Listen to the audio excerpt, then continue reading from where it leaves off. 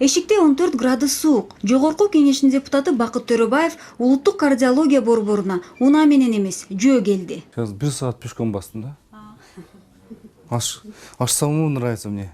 Биринчи кардан жакшы маанай алган депутат Кытай профессору менен кубанычтуу учурашып, улуттук белек тартуулады. Больше 22 операций вы в честь нашего праздника Нового года вы сделали большой подарок. И я принес вам наш национальный одежду. Спасибо большое. Кытай профессору Чжэн Ван туубаса жүрөк оорусун бычаксыз операция жасаган сейрек устаттардын бири. Кыргызстанга улуттук кардиология борборунун жетекчилиги жана жогорку кеңештин депутаты Бакыт Төрөбаевдин чакыруусу менен келген. Депутат жүрөк кан тамыр чөйрөсүндөгү көйгөйдү жакшы билет. Мына биз 1,5 жылдан бери мына региондорго барып, жүрөк кан тамыр оорулардын алдын алуу, көзөмөлдөп, алдын алууларга диагностика кылып, мына ушул жумуштарды аткарып келдик. Ошонун ичинде биз дагы жаш балдарды аябай көп көрүп келдик дагы. Мына ушул көргөндө биздин врачтар карап жүргөндө биздин көбүнчө жаш балдардын билбей жүргөн өзүнүн жүрөгү оору бар экен, жүрөгүндө тешиктери бар экен, баягы порок сердца деп коет.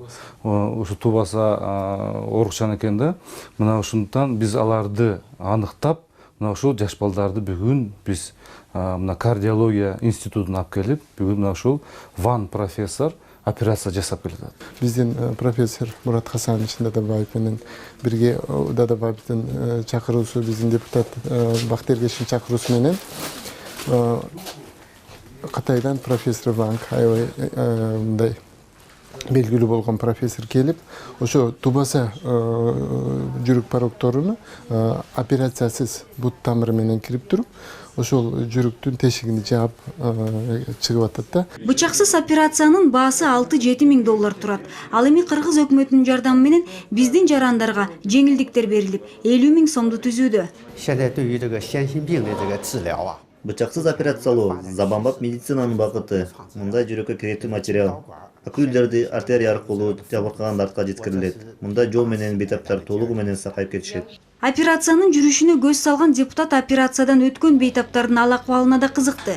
Арасында өнүгүү Прогресс партиясы демилгелеген дарыгерлердин көчмө тобу аркылуу келген жарандардын саны көп болуп чыкты. 2 жол операция болду. Ошо кеше бүгүн акүлгөр коюшту. Жакшы, рахмат. Андага жеңилдик менен бут беришти.